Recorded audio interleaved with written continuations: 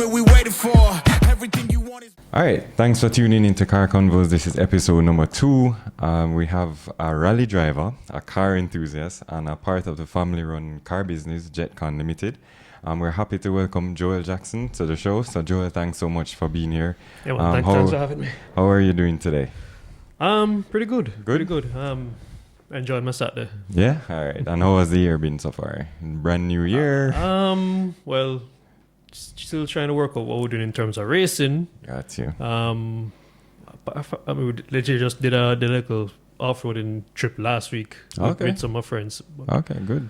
As in, that's like vans, SUVs, or cars?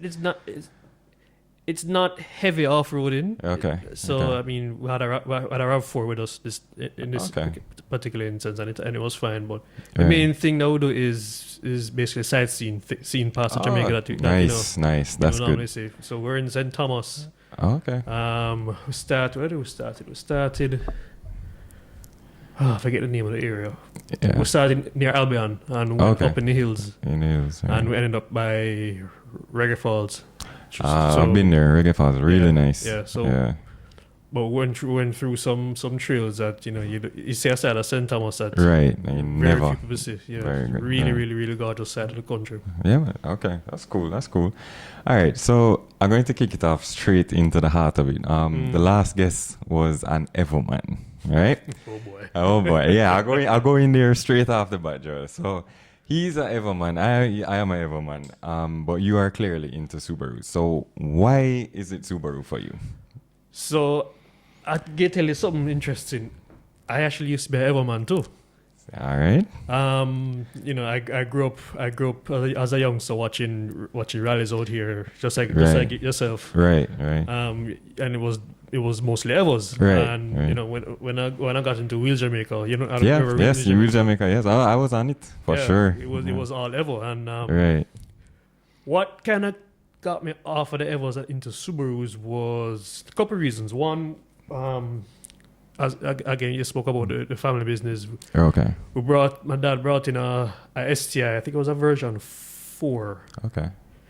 And that was my first actually experience riding riding one of them. Right. Never ridden in an Evo before that, and it was just a nice car to be in. Again, it was the fact that it was the first car that I've ever been. Okay. First other cars I've been kind of contributed to that. Okay, good. The second thing was that I ended up going at the time I had a Nissan Pulsar when I just started driving. Right. Okay. Not the GTR, VZR. Okay. Yeah. Not the fast one. And I went to PNL. I don't remember how I ended up linking up with PNL Racing. Right. For some work, and of course, PNL is into Subarus. Yes. Those two things kind of started steering me towards Subarus. Right. And really haven't gone away from Subaru since. I mean, I like Evos. Don't get me wrong. Okay. I appreciate Evos just as much as you do. But if you give me a choice, you're going to pick Subaru. I give you Subaru. All right. Well, if you give me a choice, I'm going to pick Evo. So it's just one of those things, right? Yeah, Everybody has the choice, right? Yeah. Okay, fair enough. So the last guest was full Evo. Evo is the greatest thing. So I just wanted to kick that off there. I know you're a Subaru man, right? But glad to hear you were in Evos at one point. So that's good. All right. So Joel, let's start a bit at the beginning now. What did it start your love for cars? Like, was it in your family or was it friends? Why do you consider yourself a car? Well, my family doesn't really have much of a car history. Okay. But when I was young, at least before I was born, my family didn't have any fast cars per se. Got you. From what I understand, if my father is to be believed, when he took me home from the hospital, the first thing he did before he went inside, he claims to have shown me around the engine bay of the car he had at the time. Okay. You remember the type of car? I don't remember. Okay. First event I remember, one of my earliest memories was, I think it was 92. I believe it was. Right. Anyway, my dad wasn't not really a motorsport guy. Never competed or anything like that. Right. But he tried marshalling one year for the December rally. Right. Okay. At the time it was a Mazda SR rally. Right. According to him, he marshaled the first day, which I think it was out in St. Thomas. Okay. And decided that he can't bother with it. Can't bother with it. Okay. Couldn't bother with it. Right. Because, back then the way that rally was set up back then, you're doing a lot of moving around. It was madness. Okay. So he came home, I think it was part of the Saturday, I can't remember. Mm-hmm. And then he took me out to watch the Sunday, what that came on us. And that's one of my youngest memories. Memories of it. Okay. Period. One of my youngest memories. And I've been sucked into it for so long. Yeah. I can't. I assume that's where I started because I can't remember not wanting to be around cars. Right. You know what I mean? I think I kind of relate because my dad is kind of into cars, but he's not like full on like, we would tinker with cars and so. Right. He just had like a sports car. Right. What really got me into it, I grew up the road from David Somerville Senior. And he, he got all the Evos when they just came out. And, I remember that. Right. So all the new ones. Right. As they came out because he was sponsored by Mitsubishi Motors and all these things, right? So he kind of brought me into Evos, and that's how I end up loving Evos. So, okay. You remember the very first car you ever owned? What was the very first car? Was it the Pulsar? It was a Pulsar. It was the Pulsar. I got it right when I turned 17. It was at the time, like I said, it wasn't a GTR. It was a BZR, which was a 1600. That did what Nissan called a VVL, which was their version of Honda's VTEC. VTEC, right? Okay. At the time, it was one of 3 or 4 in the island. Oh, okay. That was brought into your family? We brought in the car. Okay. That's, I guess like anybody with them first car, a lot of good memories, a lot of first times. Right, the freedom of it, right? Going where you want. I remember the first day driving by myself when I got my license, and can I hit you how free you were? Yes. Like I was driving home and I realized, I don't have to drive home. I can go anywhere. Yeah. Anywhere. Yeah. That's one of those feels that you never forget, Right. You did any modifications to it or anything? Change the wheels? I got it.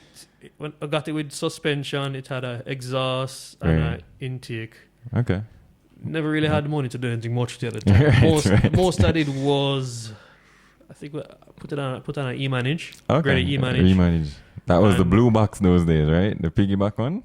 I got a silver, which is the ultimate. Thing. Oh, okay. And I got speed cut. Oh, I can't remember anyway. Speed cut defense or something like that. HKS, I think it was. Probably, defense, right? Yeah. Okay. All right. Cool. So your dad is into cars as well, and your brother as well, right? So let's talk about that car collection. What is in the collection? I know you have an RX-7, just like myself. Yeah. What else you have? You have the rally car. You have. We have 2 rally cars. 2 rally cars. Right. One is a GC8 and one is a GRB hatchback. Right. And I have a GRB road version to that race car. Oh, okay. You should have another GC8 which was sold to P&L. Oh, okay, yes, that's what they use to the Dover, right? That's what Matthew drives. Matthew Lee, yeah. And we have 2 Miatas. Well, my dad has 2 Miatas. Got you. We also used to have a Silvia from my brother, but he wasn't too interested in it at the time. We brought it at the same time as the RX-7, so we sold the Silvia. Sold the Silvia, okay. Yeah. And then what about I thought your dad brought in a old Ford, was it? The Morris. Morris Minor, yeah. Long 33 or something like that. It's like 80 years old now. Right, okay. And is that licensed for the road now, or what's up with that? No, I didn't even bother trying. No? Never. We tried driving it once, but it was, it didn't, what's the word? Yeah. Finicky? Yeah, okay. Finicky. Couldn't really go far with it. Okay, so now it just kind of sitting in the rear. Okay, yeah. Got you. All right, that's fine. So when you have like your personal cars, Joel, like do you do any work on it yourself, or you just strictly send it to the garage, or what's like your maintenance like? If you were to do like an oil change, are you doing it yourself, or what kind of stuff you do? Well, I mean, I'm fortunate to have a garage at my disposal. Exactly. So, yeah, that's what I was wondering. So I might do like small things. Yeah. But most of the time, I just give it to my guys to work on. Gotcha. Okay. I mean, they enjoy working on it. So. Okay. So, I know you have an RX-7 as well, right? What's like your end goal for that car? Is it more power? Is it a weekend warrior? What is it? And what kind of mods you have done so far? Part of me wants to sell it on when it turns 25 to the States. Okay. That's the logical part of me. But the fact is, I've loved RX-7 since I was a kid. I don't think I can sell it. Same here. Same here. I love that car so much, man. Yeah. Right now, it has a stock twins on it still. Right. I want to eventually move to a single. Yeah. I want to change the shocks on it. The shocks I got with it are kind of they're on the way out. On the way out. Okay. Yeah. And I'm going to spray it over eventually too. But I mean, apart from that, just drive it. So like you drive it like just weekends really, or mostly weekends. Weekends. I mean, you know what they're like. They drink gas like crazy. Like it's ridiculous. Trust me, Joe. Yeah. I mean that needle actually moves like when you're driving. And yours is ported, right? Not ported, but single. Isn't? No, not ported, but single. Yeah. I mean, so mine is stock ports as well. But last time I drove to country, I drove to Mobay. To Mobay? Yeah. Well, that's like, for the viewers, that's like 4 hours away from where we are. Yeah. So, and I got to Mobay and I made it back to just before the highway before I had to fill up. Really? Oh, which okay. is bad and not so bad. Yeah, I mean, if that was my car, I am probably going to the toll from Kingston and I need to stop. I'm not even joking because it's that bad. Because I run bigger secondary injectors and the bigger turbo and all of that stuff. But it's I must say it's like an awesome car to drive. Like it's like no other car I've ever driven. It feels like a small go-kart. Exactly. In a sense. Yeah, exactly. It handles well. The power is there. It's more than that. I mean, you can see out of it so well, and the steering wheel. Yes. Well, I still have the stock steering wheel, right. and RD wheel. Same. Yeah. Also, you know how to feel it, and the weight when you turn in it, and it's such a driver's car. Mazda is so good at building driver's cars, man. Even today. Yeah, and I mean they said that they're bringing the new rotary, but it's just the power, they keep a generator. That keeps it. I don't know. Yeah, they should try and bring it back. In all honesty, I would love to see it. When I saw the new what they call it, Vision or whatever they call it. Yeah. I was hoping it was full rotary, but it's just the power kind of the electrical engine. Well, I hear that they're starting about their rotary team, the engineering team to just figure something out. So we'll see. All right, well that's good. All right, so when you're getting the RX-7, right? You said it was a dream car for you. Same here for me, right? Yeah. But if you were to see another car that you wanted, like what kind of process do you use to acquire it? Do you do any research? You talk to other car guys? What? Or if you just see something you like, you just go for it? Well, back then when we bought those cars, I was very familiar with those cars. I mean, I've been fans of the Sylvia and the RX-7 and the STIs for years. So I didn't really to do any additional research. Right. You just knew you wanted it and needed it. It's just at the time we had the opportunity to buy them. So it's just a matter of finding the right one. We got really lucky with that RX-7. We got in great shape. For I can't remember the price we got now, but it has like tripled in value since then, which is insane. Yeah. I mean, when I was searching for mine, it was like that to kind of get in the right one. Yeah. But when I got mine, I kind of got jibbed in a sense because they had those Japanese body kits on it that covers like half the car. Yeah. So when we removed it, it wasn't good. Yeah. It was like rust and stuff, but we were able to refabricate everything and build it right back up. So that was good. I mean, I guess those are kind of the risk you take, right? When you're buying a car halfway around the world and not being able to physically see it. Especially like a 15, 20-year-old car. The things you have to accept, right? Exactly. I just went with it and I said, can we fix it or are we just in the hole with this car? And we're able to fix it and was kind of a part of the journey for me, you know. Yeah. And you know, the blood and sweat and tears that you go through to build it up and into what it is today. Yeah. Where people coming up to me, a guy came up to me in the gas station. Wow, I didn't know Ferraris are in Jamaica, because they don't have a clue what it is, because you don't see them every day. Exactly. Right? Yeah. So you know, I'll be like, you know, no, it's a Mazda RX-7. What is that? And you know, when you try to explain what the rotary is, and you know, Yeah. but I do like. A major part of my channel, Joel, is to kind of inspire the youngsters, especially to come up and build their own cars. If they want to be a rally driver, a tuner, a mechanic. So when a lot of them approach me at, like, you know, the car show, when we were at the show, the classic car meet in January, 2-3 people coming up to me, you know, asking me about the Supra at the time that I drove.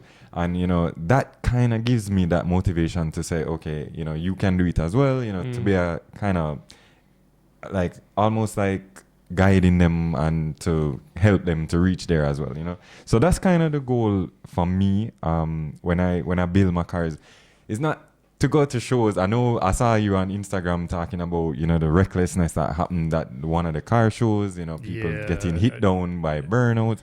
Yeah, that's if that's your style, then be over there with that. But for me, it's more than showboating and doing burnouts at a car meet. You know, it's to inspire. Just like how the David Somerville's of the world inspired me to, you know, get an Evolution. I've owned 4 or 5 Evos now up to this point. Still have an Evo 10. So, you know, that's what it is for me. So for you, why is it cars though? Why not bikes or boats or anything like that? So for bikes, they don't have enough wheels. They don't have enough wheels. All right, just 2 wheels and that's it. I have friends who had dirt bikes, and I used to ride them when I was younger, and one of them threw me off, and I was like, that's it, right? You're done with that. Boats. I mean, I like boats. I mean, I like anything technical. I like planes and things like that. Planes. Okay, cool. Passion is definitely cars. That's what I grew up around. I grew up around cars. Didn't really grow up around boats. My family didn't have a boat. Right.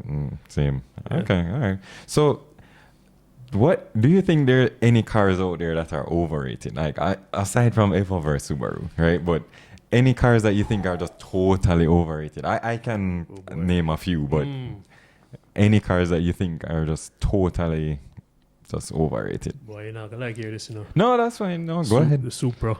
The Supra is overrated. Why you think so? I don't think the engine is overrated. I think the engine is amazing. Amazing, yes, agreed.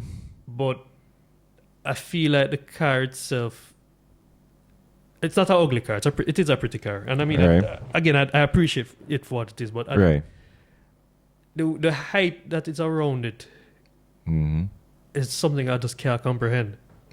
I mean, you ever driven one? Never driven one. But I mean, they are pretty big and pretty heavy. But I mean, yes, there is hype around Japanese cars. JDM, but the Supra seems to be like a step above everything else, and I don't see why. You don't see it. Okay. I don't get it. That's fair. I mean, I think I get what the hype is about Supras. Like, after owning one, I see it, right? Even though my car still has the natural engine, but I'm building my turbo engine, right?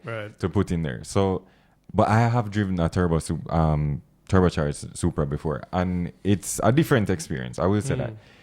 What I think is kind of where Japan puts on a pedestal is the Skyline, right? Which takes so much more effort and money to get it to where a Supra could be, right? That is true. Because the RB26, I'm not denying it, amazing engine, so don't kill me in the comments. It's amazing engine, amazing car, right? But I think they are more overhyped than anything compared to like the Supra or the NSX or any other car like that. But for me, I think a car like the Toyota MR2, I think that was a miss for Toyota. I think they're a bit overrated in my eyes. I never did think of that. Because they tried the mid-engine kind of car, but it didn't work out. It turned a bit of a widowmaker. You're kind of, right? Yeah, Exactly. All right, so let's switch gears a little bit here, Joy. So you clearly have racing background, right? Rally driving. Did you start out in any go-karts or anything like that? Yeah. Started? Okay. So walk me through I grew up in Dunrobin, and one of my neighbors at the time Was it Brian? It was Brian. Yeah, you know Brian Brian. Fungy. I went to school with Brian. Yeah, man. Yeah. Brian lived literally around the corner from me. Okay. So at the time, the go-karting club was just finding back its feet after some issues forced it to close. So okay. Brian had a kart, his dad's car, one of them. Yeah. And when my dad took me out there one day to drive it Palisados? Palisados, yeah. Right, okay. And I remember personally feel like I was flying. Yeah, I'm so low to the ground, right? Yeah. and then seeing the video my dad took and see me crawling on the ground. Oh man. But I was like 7 at the time, I think. Okay. And and also around at the same time, one of my other neighbors actually started building like fun karts for kids in the neighborhood to drive on. So okay, that's cool. So I got my start driving those fun karts when I was like 7, 8, and then I started racing. When I was maybe 10 or 11. 10? Okay. Dad bought my first used car from my uncle. Okay. Yeah. So I was supposed to actually start driving cars around when I was 12 or 13. Okay. Wanted to do like Dexters and stuff. But at the time, we were told that you had to have a driver's license. Of course, as a 12-year-old, you can't have a driver's license. Right. So I ended up in go-karting. Right. But and then from go-karting, it got into circuit racing, which is where the whole Formula BMW thing came to be for a while after. But my one true love when it comes to motorsport is rallying. That's where my heart has always been. I love circuit race. I love Formula 1 as well. But rallying is where, if you give me a choice, would always be a rally car. Always. Okay. So any kind of drag you did, Vernon Field, any Jam West, that kind of stuff, or no? I did one Vernon Field day when I had a Pulsar. Okay. That was not really interesting. I mean, I watched drag race and actually went to Haltech World Finals last year. Okay, that was cool. That was nice. I went mainly for the rotors. Right. Right. Puerto Ricans. Running the 6 seconds and all these things, boy. right? Yeah, those guys are doing something crazy. Okay, so started out in go-kart and then kind of transitioned over into the rallying and stuff like that, right? Yeah. All right, so you remember your first rally that you ever did?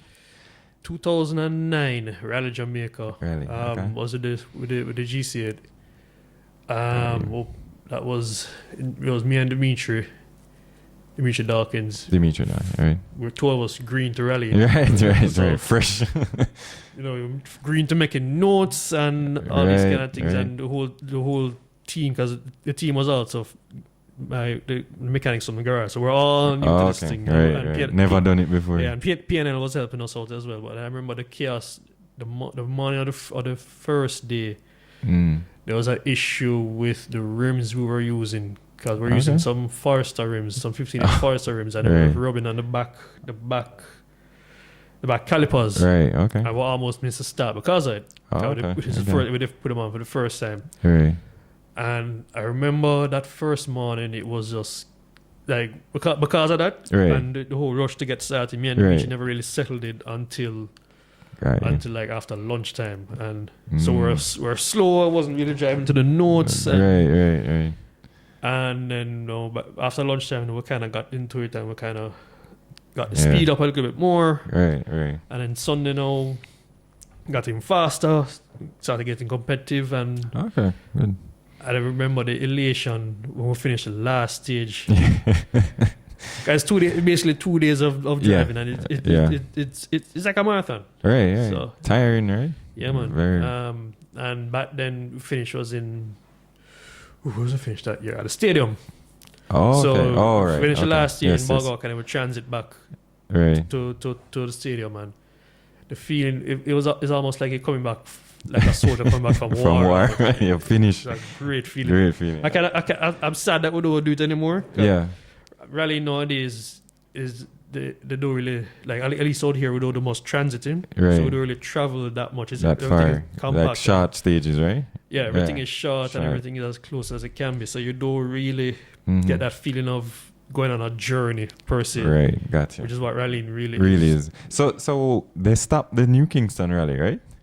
I haven't seen that in years. Like, I remember the cars used to come to New Kingston. Yeah, well, stopped isn't really the word. It's more the sport can't afford it because okay. in order to close down like say downtown or New Kingston, right? Costs money. Right, okay. And you need sponsors and sponsors. Right. The sport hasn't really sponsors have been hard to come by. Got you.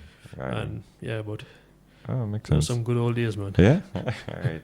But you're still active in rally right now, going to do it this season and everything? We didn't do any racing last year because business has been slow and the racing is funded after the business. Right, okay. Hoping to do some racing this year. Right. Actually Piano is actually doing some work to the car right now. Okay. So the plan the first event is should be April. Okay, yes. So yes. should be there. Okay. Should be there. You did any circuit racing at Dover? You did anything there? Throughout your career? So, like I mentioned earlier, we had 2 GC8s. All right, okay. One we did rallying. And one. We got another one for circuit racing shortly after. Got you. 2010, we did a year of, at the time, the class was called IP27. Right. I don't know if you know Stephen Banzi. We're in the same class as him. Yeah.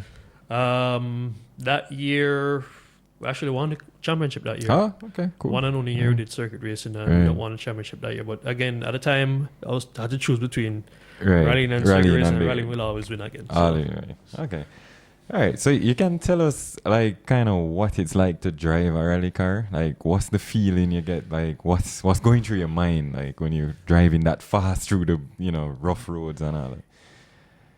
It's really hard to describe. It's something you really have to experience. Experience yourself. The fact is, the cars only get up to say 180, 190 kilometers, which to most people that doesn't sound like a lot. Yeah, because, but on those roads, you can do that on the highway. Right, no problem. Right. So it's hard to relate to somebody doing that same 180, 190 on a rough road. Yes, with corners and trees. And the thing is, you don't know where you're going. Your navigator is telling you where to go, and you're not driving really to what you're seeing. You're driving to what he says. He says, right. So let's say straight road and there's a crest, and he's telling you that there's a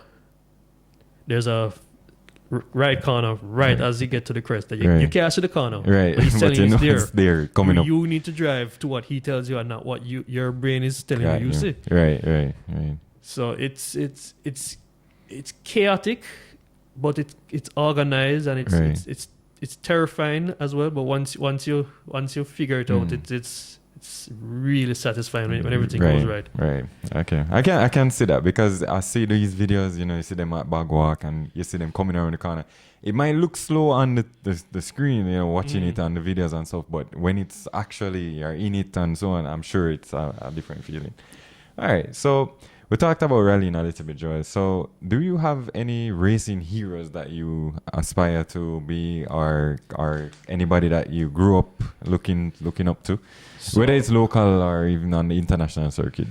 So growing up, I used to watch Formula 1 and WRC. Yes. In terms of Formula 1, I'm always a big fan of Senna. Senna, okay, Ayrton. Okay. I love the way he saw racing. The absolute dedication to winning. Absolutely. In terms of rallying, I know most people love Colin McRae, but for me, I was a Carlos Sainz fan. Okay, all right. What I love about him is that he was fast in anything from the start of his career to when to even know, because he won Dakar rally this year. I saw that. I was just going to say that. Yeah, 61. Yeah, and Dakar. His discipline and way of doing things is I have a deep respect for it. Okay, that makes sense. Locally, we mentioned David Somerville, Jeffrey Panton, Richie Reary.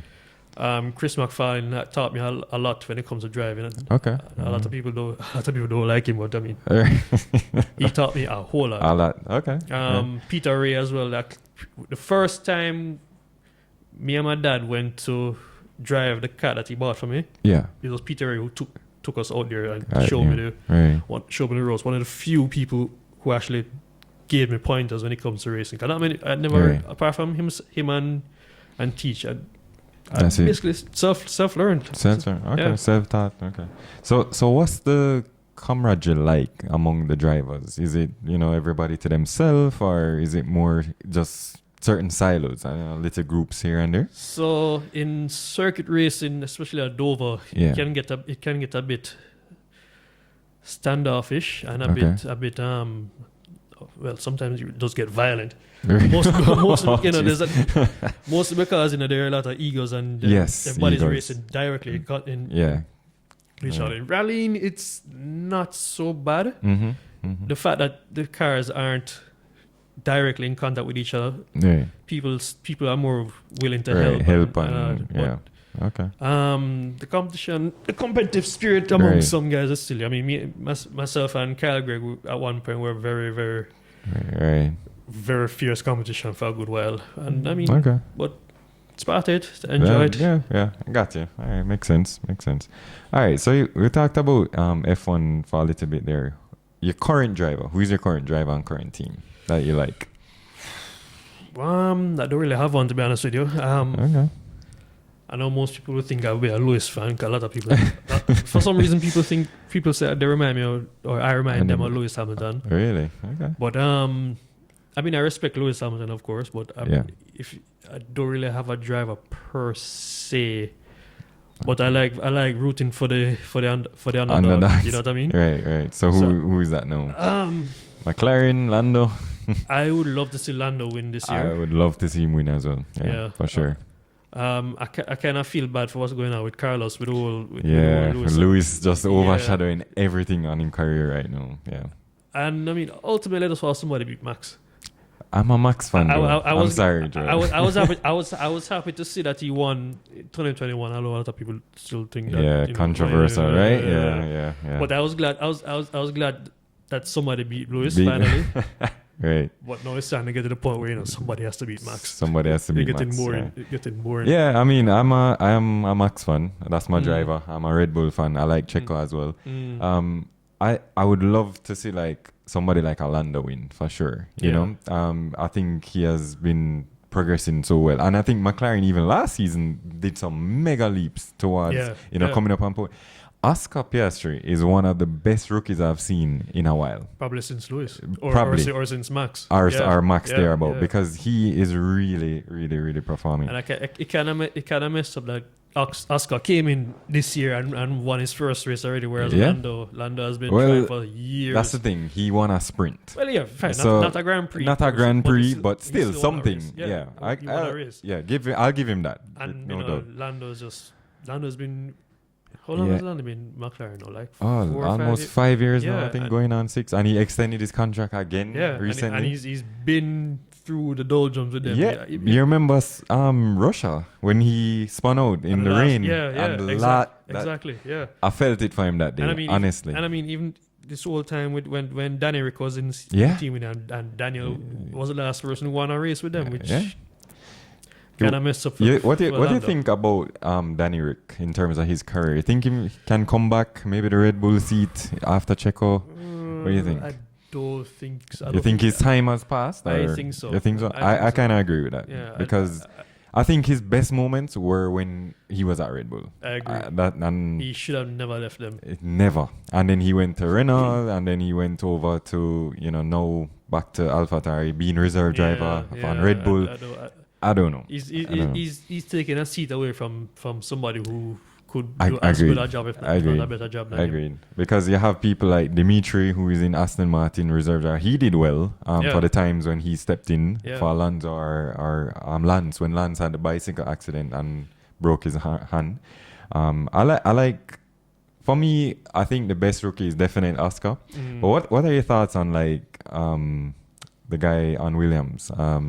What's his name again? Albon? No, Sargent. Logan Sargent. Only American on the grid. So I tell you something interesting about Logan. Logan Sargent actually raced out here once, in Really? So here? Yeah, man. At Palisadoes? I think this was like 2008 or 9. Oh, did not know that. We had an international karting meet out here. Got you. He was here. Enzo and Pietro Fittipaldi were here. Really? Okay. Quite a few of them were here, man. It's quite and a number of our drivers. I think Senna, David's son, Senna, some of them. Race against him, and really, can't remember if they beat him or not. But Right. yeah, he's raced out here. Okay, And well, that's a interesting. number of our drivers have competed against him in karting when he was in karting in Florida. Yeah, Okay. Oh, that's interesting. Did not know that at all. Did not know that. But in terms of F1, it's not going too well for him, is it? Not really. I mean, I was surprised that they actually did his contract over for this year, but I think this is like his make or break year. Yeah, I think for so sure. I think so too. I mean, Alex Albon is like, I think he's finding his way because he struggled, with Red Bull. I don't think he was kind of keen to that management style, especially with like a Dr. Helmut, I don't think he was ready for that seat. I don't think so. I think they pushed him ahead way too early. They seem to have a habit of doing that. They did it with Pierre and Pierre. Pierre Gasly, yeah. It's just really hard being Max's teammate. Yeah, it is. And I think Max is different in a way. Max is raw talent. I'll give him that. But I think it's different because he has a dad that was in Formula 1 that's kind of guiding him. And he's so involved in the team as well. Because he's talking to, Helmut. He's talking to Christian Horner. He's talking to, GP, all the engineers and everybody. So I think it's different because Alex Albon, his dad is like some investment guy. He's not in the paddock, talking to the team and saying my son needs this and So I think that's kind of different. But Alex has really impressed me for this past season, I must say, especially in a car like a Williams. Yeah, he found his feet really nicely. I think so too. Who you think is going to replace Lewis? You think it's going to be a swap like Carlos come over and Lewis go over? In a fair world, that's what would happen. I think Carlos deserves a good seat. I think so. I really would hate to see him leave Formula 1. Yeah. I kind of think he might end up at Audi. Like just speculation because his dad has ties to Audi through the Dakar program. Right. That's true. In terms of Mercedes now, Yeah. Who would take that seat? I don't think they will promote anybody from their junior team. I don't think anybody's ready. What about Mick Schumacher? I don't think he's ready, but I don't know. Well, I don't see Mick come back to F1 Really? I don't think so. I think he hasn't been driving driving at all for over a year now. So I don't see. I mean, right now Mercedes is going to need somebody to back up George because George is going to be their main guy. So main guy, right. I don't know if Mick can do that yet. I would probably say, if not Carlos, then somebody, maybe Albon. Okay, switch over from Williams. Yeah, or one of the. I read something. Somebody was saying something about Ocon. Oh, good right. fit in that Esteban. team. Yeah, I think he was a reserve Mercedes driver at one point or something. I don't know. Yeah, a long time ago. Yeah, long time ago. Okay. All right. That's cool. All right. So we talked about F1 for a bit. So let's talk a bit about your car journey to date, Joel. So as I mentioned, we want to try and inspire the younger generation and stuff. So if you were to look on your car journey, what kind of advice you'd give somebody that wants to get into cars or racing or anything like that? So the first thing I would say is that you see me in a RX-7 and racing a Subaru. Right. It didn't start there. Exactly.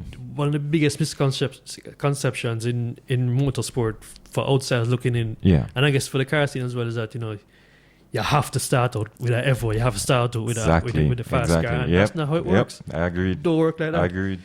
I mean, most of us weren't born rich.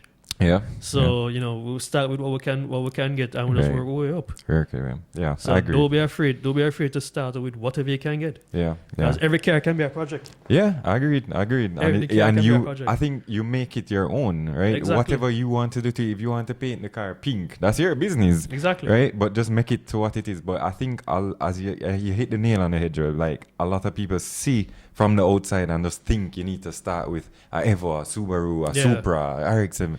But it doesn't have to be that, right? Exactly. So I can agree with that. That's kind of the advice I give to some people. A guy came up to me one time, Joel, at one of the classic car club meets. It was when we were up by the Hope Pass was in the front, when it was a lot smaller at the time.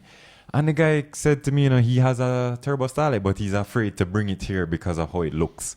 And I'm just like, but I'd love to see a Turbo Starlet. Exactly, right? When last to see a Turbo Starlet? I know, right? That's exactly what I was saying to him. Like, bring it out. You can get advice. People might have parts put down that they can sell you, give you anything that you can need to build up the car, right? So, it's kind of getting over that stigma that you must have some kind of big hype car that everybody want to grab their phone and video you. You know what I mean? But unfortunately, and I mean, I know people don't mean to do it. Right. That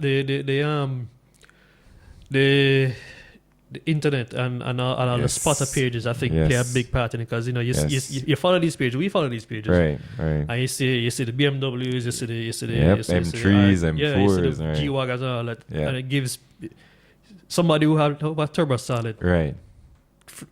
They get insecure. They don't. Yeah, definitely. Yeah. I think that's the kind of stigma we need to get past. So it's always trying to just motivate them to bring whatever you have. Bring what you can. Even I've seen people bring, like back in the day at Classic Car Club, bring cars on records or tow the car come just to show us the progress that they have made. Yeah. So, all right. So if I was to say to you, Joel, I want to get involved in racing, right? In like rallying or Dover and stuff. What's like the first step? Like, what's the process to get there?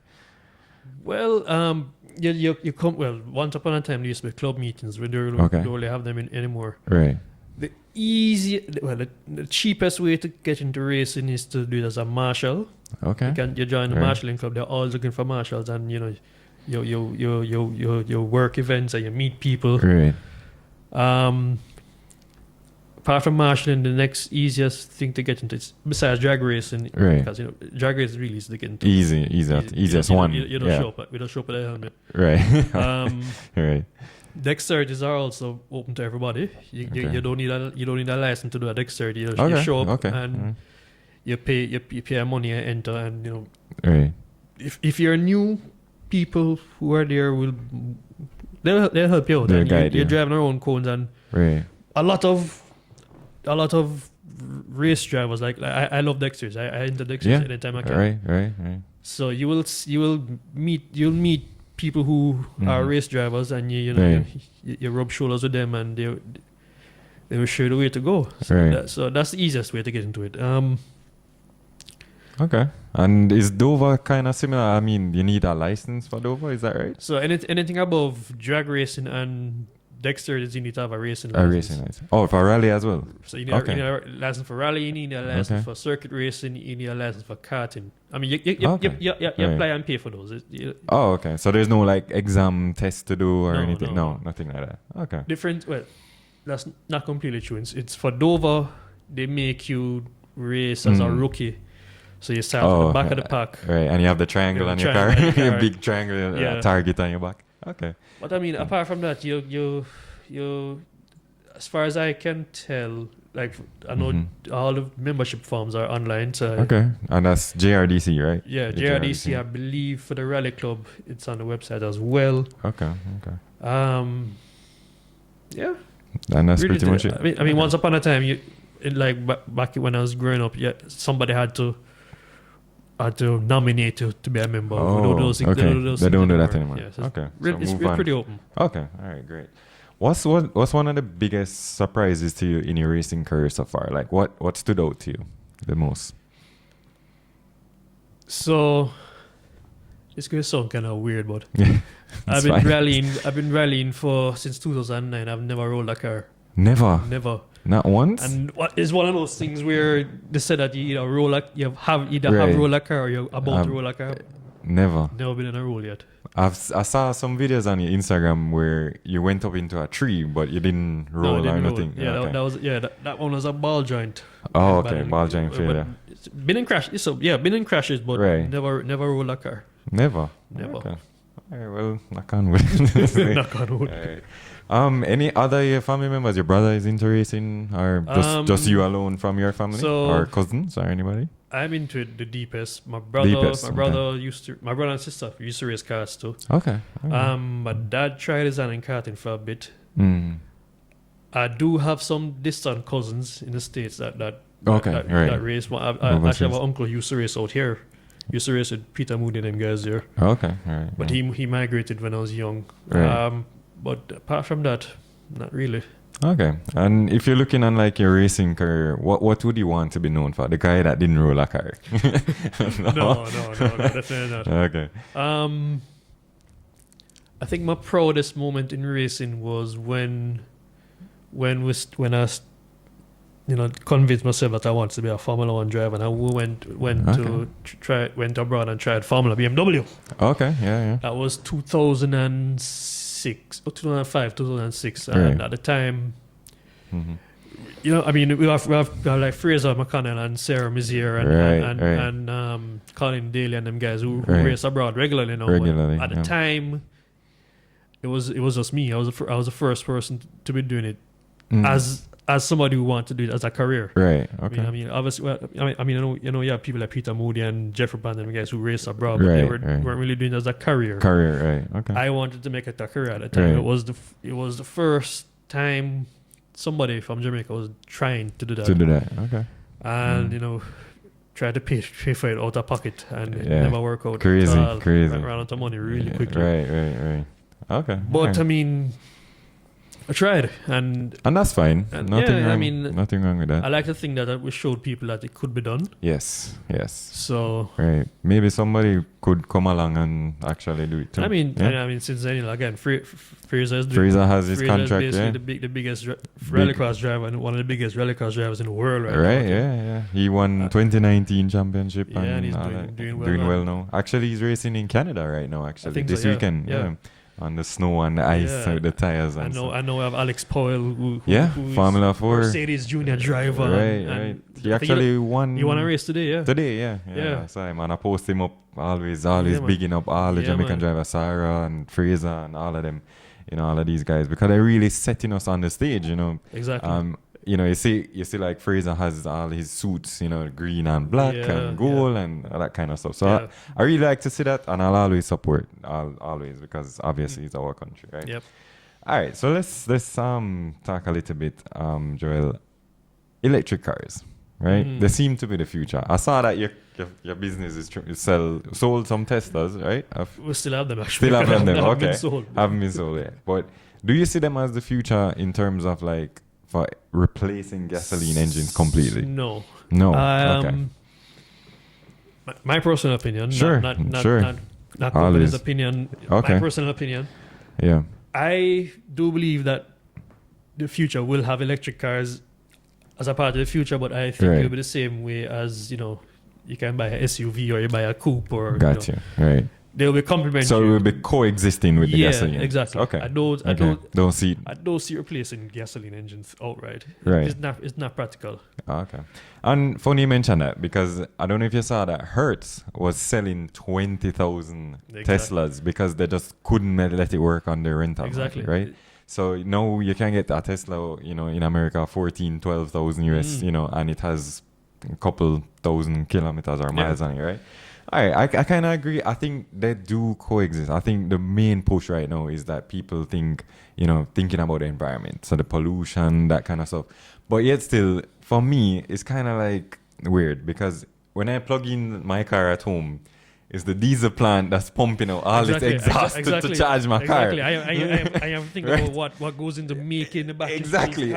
Making the car itself, and so it's kind of like a touchy topic in some instances, but I think they do have a place in the future. But I agree with you that there is some amount of coexistence that's going to happen. At least, I would say possibly the next 50 years, probably. Yeah.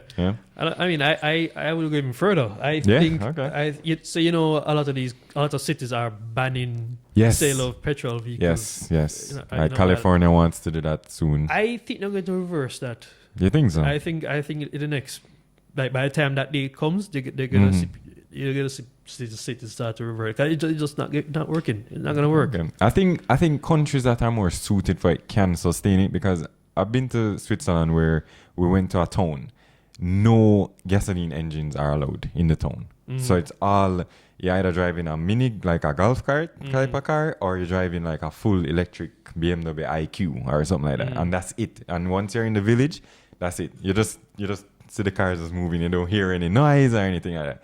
So I think they have that kind of structure. And they have the infrastructure to support And it. they have the infrastructure to support it, right? Because when you go and park your gasoline car, you're taking the electric train to the village and back and forth. So they have that kind of support system to sustain that, right?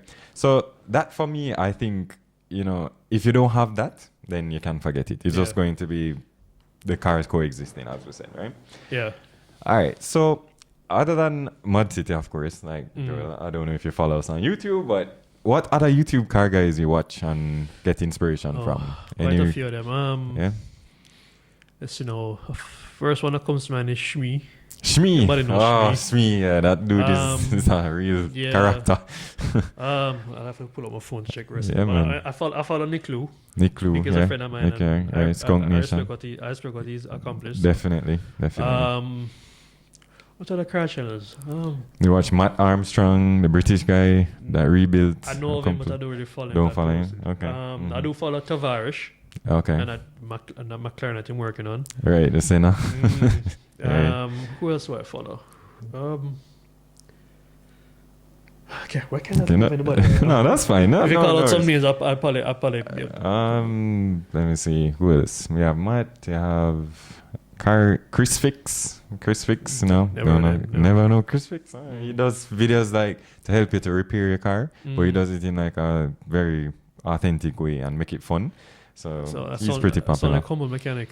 There's a page in Humble Mechanic. Yes, Charles, his name. Humble Mechanic. Yeah, big beard guy. Look like somebody out of the woods. Yeah. He's mainly like VW stuff I watched him. I subscribed to him as well.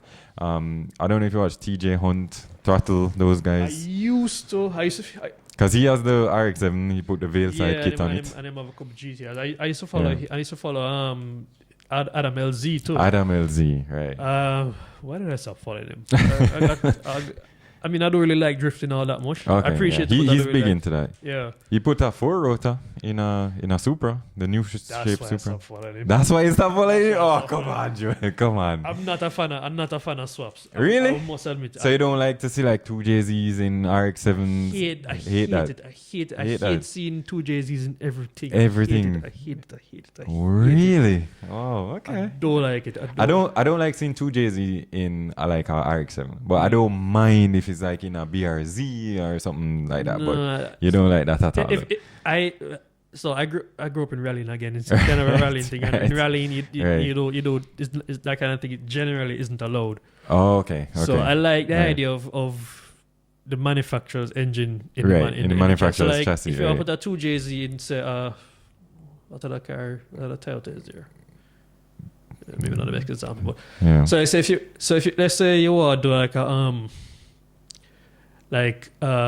RB in a silver chassis, right. No, because they're related, right. Same manufacturer. I do like the idea of the crossbreeding. Not at all. Okay, that's why you start following Adam LZ. So you hear that, Adam, you need to swap it back so Joe can follow you. Not a fan at all. All right, that's fair. I mean, everybody has their thing. Yeah. I mean, I don't like to see the 2JZ or the what's the Corvette engine? The LS engines. Because there's a guy out here that has the RX-7 with the LS engine in there. I haven't seen that car in years. I don't know what happened to it. I saw it at Dover once, and that was it. Yeah, I haven't seen that car. Yeah, I haven't, like a purplish, bluish color. Yeah, and I mean, I appreciate the LS. But right, I appreciate the engine, but I would never, like, even if my rotor engine, knock on wood, was to, something happened to it, I'd put back another rotor in there. Yeah, no problem, right? All right, so if you were to pick one car, Joe, like as your dream car, which car is it? You only can pick one car. I need to think. It can be a supercar, it can be anything, even if it's a Subaru. If it was one car, it would have to have a V12. V12, okay. So we're talking about the Aston Martin DB9. Are you not a British car fan? No, I love Aston Martin. Okay, Love right. But it would be a toss up between the McLaren F1 and the Ferrari F50. Got you. I'm probably one of those Ferrari F50 or F40. I'm probably one of those few people who prefer the F50 for the F40. That's why I'm asking you. Like, really? To me, I don't like the F50. I'm sorry. I love the F50. Really? You like that bubbly shape at the front? Yeah, man, I love it, man. I love the engine, and I love the fact that it's a F1 engine and it goes straight to the chassis. And the F40 to me is... That's like iconic. I know it's iconic, and I know it's the last car that ends a Ferrari. Signed up. Right. Died and all that, but a lot of history. I'm not a fan of this guy, well, I hate to say that. I'm not a big fan of the engine. Okay. And the way V10. I mean, the V8 the turbo the V8. V8 turbo, yeah, V8 turbo. Sorry. It's to me it just watching the videos of it. It seems so unrefined and raw, too raw. Yeah. I mean, I know people. That's why people love it. But right. Cause you know the door handle is like a strap. A string, it's like a little string strap. To me, it's a bit pushing it. Okay. No, that's fair. But I love the F50, man. I love the. Really, I love the engine. I think Joel, you're like the first person I've ever heard. I know. That bring an F50 over F40. Yeah, man. Ever. I love the F50. Really? Love it. Okay, all right. So between that and the McLaren, if you. I mean, I love my Porsche, and I see that you're. I am a massive, as you can see, I'm a massive Porsche fan based on what's in the studio. So my favorite car is actually the 992 behind you, the GTR 3RS. Actually, like that is my number one. That's my go-to right now. I think that's one of the best looking cars in probably the past 20 years. So I love a Porsche too. Yeah. I'm more drawn to the GT2. GT2, yeah, alright, man, that's I fair. love the GT2. So not the. It's the 996, 997. 997 GT2. Yeah. Okay. Love that car. Love that one. Beautiful. Well, yeah, that car is a beauty as well. But for me, if I was to pick one, GT3 RS. And it might not be the 992 if it's the 991, like what that one there, the RS, the GT3 RS. That's like my favorite car in history. But as you can see, I have some other little cars there, so that's fine. All right, sounds good. All right, so being in the car market, Joel, and your family has been in the car market for a while. Like on the global front or even the local front, like where do you see that the market kind of going? In Jamaica especially, we see a lot more kind of supercar level coming in, Lamborghinis, the Ferraris and stuff. You think that will continue, or you think that kind of will die down, or what's your thoughts on it? That's a good question, because I remember growing up, seeing a Porsche was like amazing, right? Like Exactly. a unicorn thing. I know if you step outside and you see two. It's like a CRV, right? You see the Macans and the Cayennes. And I mean, even the high end cars. I mean, it really is crazy that we're seeing like SF90s out here. I mean, yeah. Blowing, yeah. So I mean, I guess in one way, one would say that the economy is doing well. For who? Yeah, that's it, right? That is the main question. Yes. For who? But they were also seeing a whole heap of M3s, and M3s aren't cheap. Yes. And I remember growing up, for me, seeing an M3 was not as rare as a Porsche, but it was still rare. You know, something to talk about. I know them all over the place. It's kind of like Evos in the 90s. Yeah, that's true. All right. So you think? What do you think? It would continue, or maybe not? I think it's gonna continue. I think it's gonna continue. Will we ever see like a Pagani or a Aventador or a Bugatti or something like that? That would be something. I mean, and to be honest with you, up until that SF90 came here, I didn't think we'd see cars like that. Like that, right. So I mean, anything is possible now, brother. Yeah, I agree. I still can't believe we see somebody brought an SF90 out here. That is. Right. Like when I heard about it, I was like, no, that is not Jamaica. And then you see it on the toll road, and you see it driving. And if you look up the prices of them, and then you think about how much duty you have to pay on them. Crazy, absolutely so, crazy. So I mean, to me. Anything is possible, yo. Okay, anything is possible. All right, well, that's true. All right, cool. So I'm kind of wrapping it up here now, Joel. Any trouble with the law that you can share? Any police stories with us that you can kind of share? If you don't want it, that's fine. I understand. I've never. I mean, any run-ins? I've never had any big run-ins. I mean, speeding tickets here and there. Never. Nothing. No, I mean, again, I've been fortunate to have racing as a big part of my life, so I've so never you don't had need to do anything crazy on the road. Do it on the road. Understood. And that makes sense. Okay. All right. So my last kind of final question for you, Joel. If you could have one job, I think I know the answer, for the rest of your life, money no factor, location no factor, what would it be and where? I would be driving a rally car in the WRC. In the WRC, okay. I'll be getting ready to go to Sweden now, because I think Sweden is the next round. Sweden is the next round. Okay. That is where I'd want to be. That would be my happy place right now. Any particular manufacturer, the Subaru or any other? Well, Subaru isn't in rally anymore, right? Sadly, so. Right. Neither is Mitsubishi. Mitsubishi, sadly. So I mean. Ford. I mean, I'm a fan of Ford. Okay. So I mean, sure. Right. But I just want to be there. Right, and driving, right? Yeah. All these different stages and stuff. Yeah, All man. right, that's fine. I understood. I would say for me, I would be like anything cars. Where my dream job when I was younger was to be Jeremy Clarkson. No lie. Jeremy Clarkson on Top Gear, I think he had the best job in the world. Like, driving cars on track, driving cars in different countries and different type of cars. And my thing that attracted me, Joel, was the range of the cars. So it wasn't just like, Ferraris and Lambos. It was like Golf GTIs and, the different spectrum of cars that you have along the grid, right? So it wasn't just always supercars. So I think that kind of drew me to it, I wanted to be like, driving all these different cars, testing these. I will always say this, like, I'll drive any car at least once to give my opinion of it. But I have cars that I love. The Porsche, I love Evos, I love RX-7 Supras and so on. So for me, that Jeremy Clarkson is like the go-to for me if it was like my dream job. Not so much what he's doing at Grand Tour right now, but more Top Gear stuff, driver focus. I think watching the celebrities drive around the track, you remember when they used to do the time? That was one of the best kind of motoring to me. I think it was very entertaining. And you want to see where they run. I agree. That was really peak automotive journalism. Peak, I agree. Okay. All right, Joel. So thanks so much for doing this, Joel. I appreciate your time, definitely. I appreciate it. I appreciate you having me, man. All right, cool. Thank you. Any shout outs, any people you want us to drop in the description and so on? Anybody help you along the way? So, I mentioned people like Chris McFarlane and Peter Ray.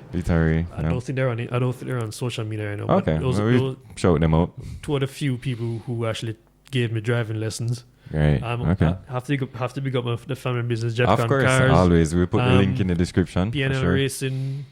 As far as I'm concerned, the Subaru geniuses of the local market. Yeah, I would agree with that. Yeah. I can't think of anybody else right now, but I know there have been others who have helped me. And I appreciate it. Okay. All right. Thank you, Joel. I appreciate your time. Thanks for coming out and talking to us today.